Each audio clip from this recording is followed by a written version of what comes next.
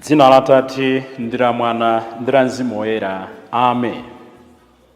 Inu simukudziwa zimene mukupempha pakati panu patsono zisamakhale chonchi. Sindikudziwa chimene ndikupempha. Mwinanso inu simudziwa chimene mukupempha. Lero Ambuye akufuna awongole maganizo athu. Ndikulandireni abale ndi alongo pano pa Tiyankhule na Ambuye. Lero ndi lachitatu pa 29 Mei chaka cha 2024. Ndi lachitatu la mulungu wa 8 pa chaka. Mawu athu oyamba akuchokera mkalata yoyamba ya Petro, mutu wa 1 ndi 18 kulekeza 25. Tikunkirankira kusinkhasinkha za kalata yoyamba ya Petro imene akulembera Akhristu amene anali kusauka, Akhristu amene anali kuzunzika. Mwayeretsa mitima yanu pakumvera choona kotero kuti muzikondana ndi Akhristu anzanu mosanyenga. Akuwauza anthu aja amene amasankhidwa, amene amazunzidwa, amene amadziona ngati ndi anthu amene ali pa mavuto, kuti popeza kuti mwamvera Yesu Khristu moona muzikondana. Mwina atu mavuto a Chikhristu amayambira pakati pathu, sitikondana moona, sitigawana moona. Petro ali ndi malangizo amphamvu amene akutiwerengera mawu oyamba ndi a Vincent Antonio Kalilangwe kuchokera ku St. Agnes Center, Area 24, St. John's Nsamba Parish, mu Archdiocese ya Lilongwe. Ndipo salimo yathu ndi salimo namba 147. Tamanda chauta iwe Yerusalemu, tamanda chauta iwe mzimu wanga, tamanda chauta iwe Ziyoni, chifukwa iye amadalitsa zipata zako, amadalitsa anthu amene ali mwa iye. Chauta alokonzeka kutidalitsa ife tikagwira ntchito yomtamanda, ndi chimene iye adatilengera kuti ife timbwezere ulemu. Ndipo mawu a Uthenga Wabwino ndi monga adalembera Marko oyera, mutu wa 10 ndime ya 32 kulekeza 45. Zopempha za ana a Zebedeyo. Amene akutiwerengera mawu a Uthenga Wabwino komanso kutigawira mawu ndi Reverend Father Francis Damaseke kuchokera ku Episcopal Conference of Malawi, ECM. Tiyeniso abale ndi alongo tisinkhesinkhe limodzi. Mawu oyamba. Mawu a mkalata yoyamba ya Petro woyera. Abale, mukudziwa bwino chimene adakuwombola nachoni kukhalidwe lachabe limene mudalandira kwa makolo anu.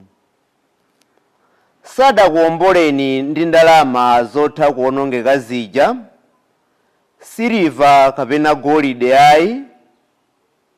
Adakuwombolani ndi magazi a mtengo wapatali a Khristu amene adakhala ngati mwana wankhosa opanda banga kapena chilema. Iyeyo Mulungu adamusankhiratu dziko lapansi lisanalengedwe, koma adamuonetsa nthawi yotsiriza ino chifukwa cha inu. Kudzera mwa iye mumakhulupirira Mulungu amene adamuukitsa kwa akufa namupatsa ulemerero. Ndipo choncho chikhulupiriro chanu ndi chiyembekezo chanu zili mwa Mulungu. Mwayeretsa mitima yanu pakumvera choona, kotero kuti muzikondana ndi Akhristu anzanu mosanyenga. N'chifukwa chake muzikondana ndi mtima wonse mosafookera, pakuti mwachita kubadwanso, moyo wake siwochokera mbewu yotha kuwonongeka, koma mbewu yosatha kuwonongeka. Mbewuyi ndi mawu a Mulungu, mawu a moyo okhala mpaka. Paja mawu a Mulungu amanena kuti anthu onse ali ngati udzu, ulemerero wawo uli ngati duwa lakuthengo. Udzu umauma ndipo duwa limathothoka, koma mawu a Ambuye ngokhala mpaka muyaya. Mawu amenewa ndi uthenga wabwino umene walalikidwa kwa inu. Mawu a Ambuye. Tithokoze Mulungu. Ambuye akhale nanu. Mawu a uthenga wabwino monga adalembera Marko oyera. Ulemu kwa inu Ambuye. Pa nthawi yomweyo Yesu anali pa ulendo opita ku Yerusalemu. Yesu ankayenda patsogolo ndi ophunzira ake. Ophunzirawo anali odankhawa kwambiri, ndipo anthu amene ankawatsatira anali ndi mantha. Yesu adawayitaniranso pambali ophunzira 12 aja, nayamba kuwafotokozera zimene zinali kudzamgwera. Adati, tilitu pa ulendo wa ku Yerusalemu. Kumeneko Mwana wa Munthu akaperekedwa kwa akulu ansembe ndi kwa aphunzitsi amalamulo. Iwo akamuweruza ndi kumugamula kuti aphedwe, ndipo akampereka kwa anthu akunja. Amenewo akamchita chipongwe, akamthira malovu namkwapula nkumupha, koma patapita masiku 3 adzauka. Yakobo ndi Yohane, ana aja a Zebedeyo, adawuza Yesu kuti, aphunzitsi, ife timati bwanji tikupempheni kanthu mutichitire. Yesu adawafunsa kuti, inuyo mukufuna kuti ndikuchitireni chiyani? Iwo adati, timafuna kuti pamene mudzakhale mu ulemerero wanu, mudzatiyike wina kudzanja lanu lamanja, wina kudzanja lamanzere. Koma Yesu adati, simukudziwa zimene mukupempha. Kodi inu mungathe kumwa nawo chikho cha masautso chimene ndikudzamwera ine? Kodi inu mungathe kulandira nawo ubatizo wa mavuto umene ndikudzalandira ine? Iwo aja adayankha kuti, inde tingathe. Apo Yesu adati, chabwino, chikho chimene ine ndikudzamwacho inunso mudzamwa nawo, ndipo ubatizo umene ine ndidzalandirewo inunso mudzalandira nawo. Koma ineyo sudindo wanga kusankha munthu kuti akhale kudzanja langa lamanja kapena kudzanja lamanzere. Mulungu ndiye adzapereka malo amenewa kwa omwe iye mwini adawakonzera. Pamene 10 aja adamva zimenezi adapsera mtima Yakoboyo ndi Yohane. Koma Yesu adawayitana ophunzira akewo nawawuza kuti, mukudziwa kuti pakati pa anthu akunja, anthu amene amati ngolamulira amadyera anthu awo masuku pamutu. Akuluakulu awonso amaonetsadi mphamvu zawo pa anthu. Koma pakati panupa zisamatere ayi. Aliyense ofuna kukhala mkulu pakati panu azikhala mtumiki wanu, ndipo aliyense ofuna kukhala mtsogoleri pakati panu azikhala kapolo wa onse. Chitani mmene adachitira Mwana wa Munthu. Adabwera osati kuti ena adzamtumikire ayi, koma kuti iyeyo adzatumikire anthu ndi kupereka moyo wake kuti awombole anthu ochuluka.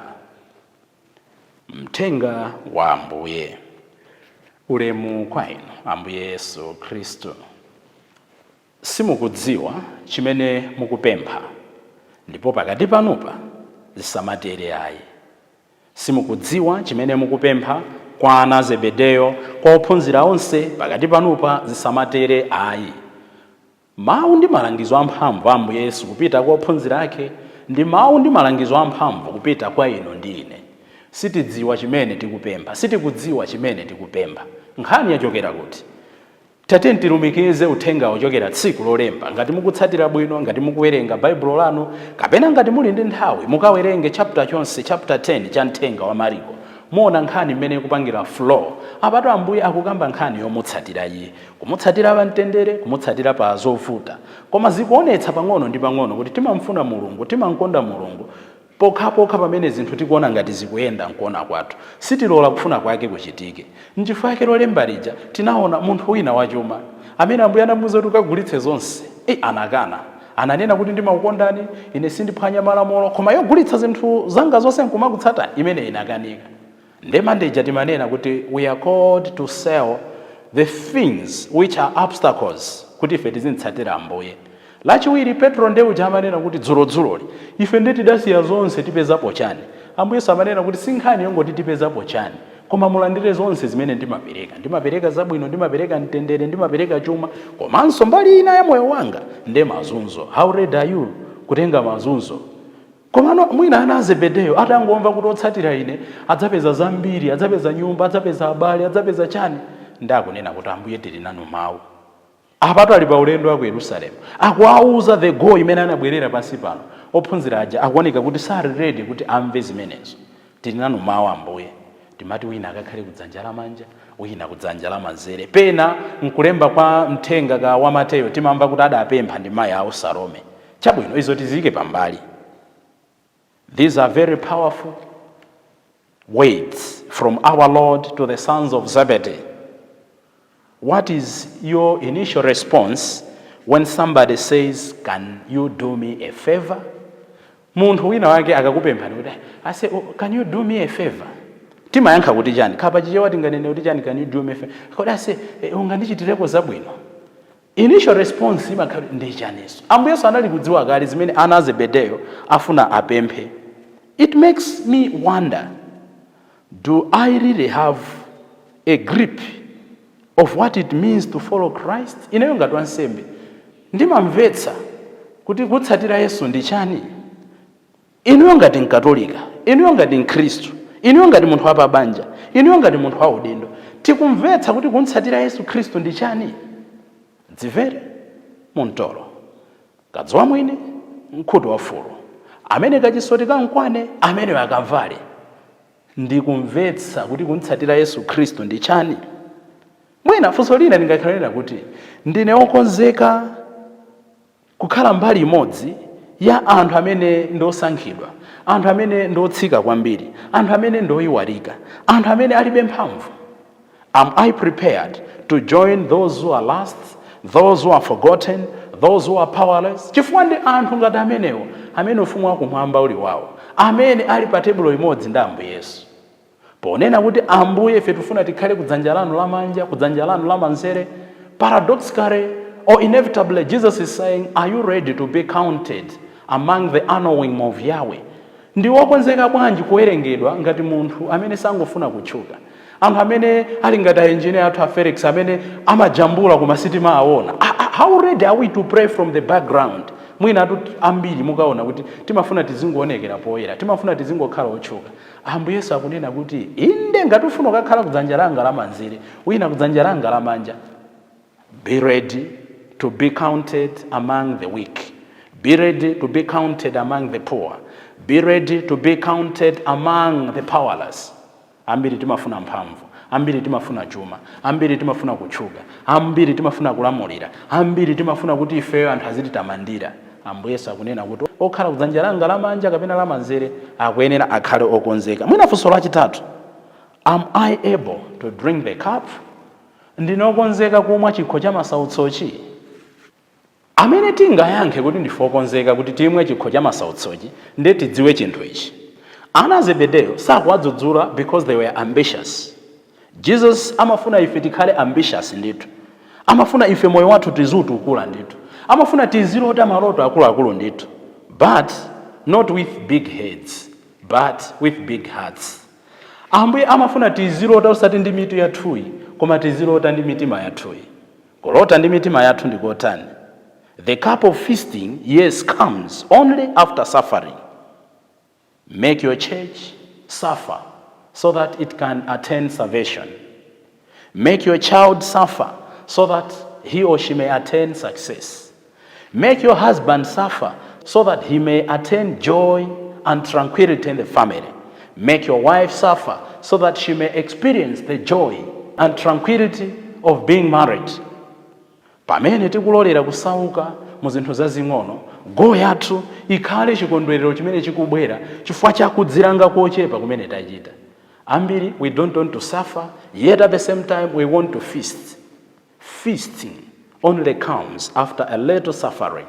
Nchifukwa Ambuye Yesu amanena kuti kanthawi pang'ono mudzalira, kanthawi pang'ono mudzadandaula, koma chisoni chanu chidzasanduka chimwemwe chachikulu. Ambuye Yesu lero akunena kuti don't tempt self promotion. Pa ubatizo wathu, pa ulimbitso wathu, tidalandira Mzimu Woyera. Mzimu ameneyo amatithandiza kumvetsa zinthu, amatithandiza kuti titenge maganizo a Ambuye Yesu, to put on the mind of Christ. Unfortunately, there is still a sting of venom imene njoka ijena aluma makolo athu ija munda muja mwa Edeni muja idatisira ululu umenewo. Ndipo ndi ululu umenewo umene timenera tizilimbana nawo pasi pano, chifukwa ndi ululu umenewo umene umatipangitsa ifeyo to climb above others and rise to exalt ourselves. Tikuti tidalandira Mzimu Woyera inde, tidabatizika m'dzina la Khristu inde, tidavala maganizo a Khristu inde, koma tisayiwale kuti njoka ijeda aluma Adamu, njoka ijeda aluma Eva mmonda moja, njoka ijeda aluma makolo athu mmonda moja, idasiyabe ululu umene umatipangitsa ifeyo kukhala ndi mudyo, kukhala nchilakolako chofuna kukwera pa mapewa anzathu ndi kuyamba kudzitamandira ife eni. That sting of venom still lingers in us so that we climb above others and start exalting ourselves. Martin Luther King amaitchula imeneyo drum major, kantima kofuna kupambana wina aliyense.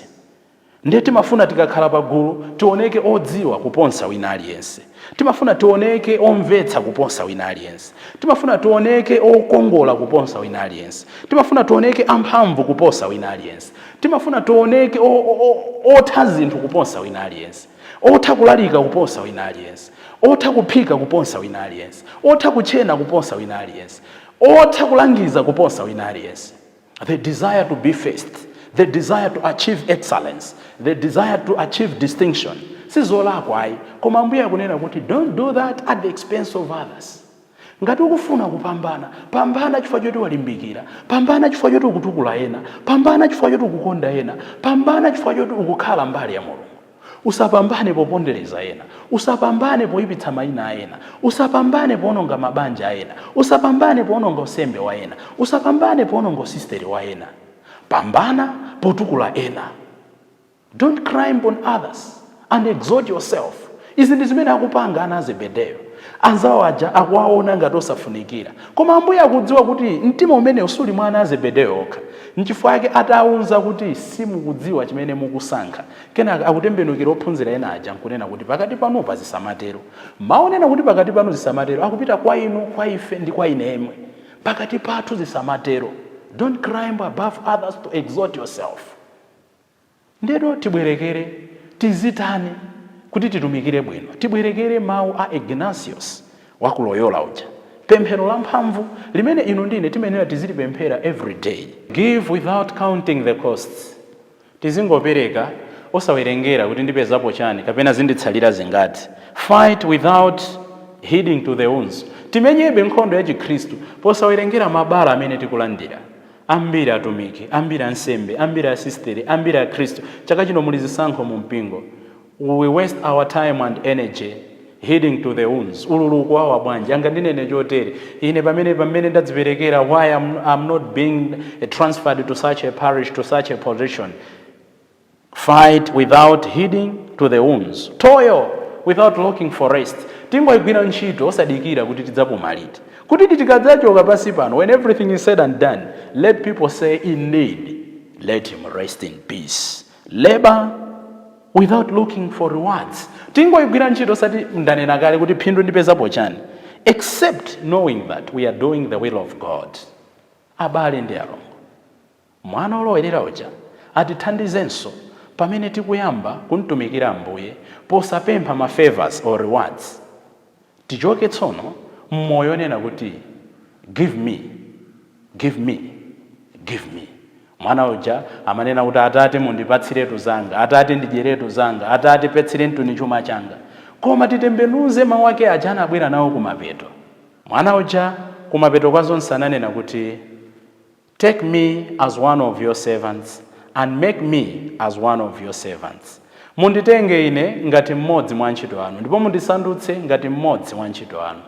Potero ndi pamene tidzazindikire kuti otika kudzanja lamanja kapena lamanzere ndi Atate okha poona ntchito zabwino zimene tikuchita, posawerengera zabwino zimene tikulandira kapena mazunzo amene tikulandira. Tipemphererane wina ndi mnzake kuti ulendo wathu ukadzatha pansi pano tidzalandire ndi kumva mawu aja onena kuti unachita bwino mwana wanga, bwera tsono udzalandire mphotho yako. Zimenezi zitheka ngati titumikire anzathu monga mmene adachitira Mwana wa Munthu. Dzina la Atate ndi la Mwana ndi la Mzimu Woyera. Amen.